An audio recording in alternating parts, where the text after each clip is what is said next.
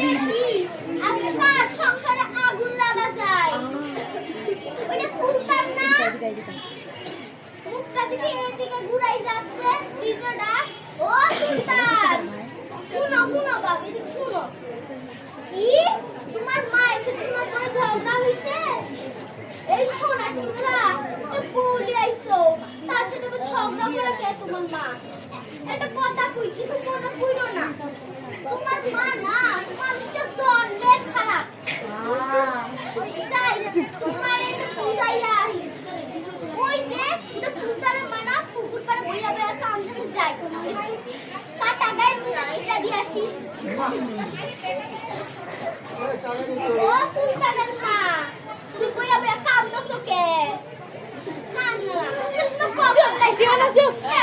খারাপ বুমা পাইছো? খারাপ বুমা পাইনি। যাই পারি যাই, আসলে আজকালকার পোড়ারাই এমন।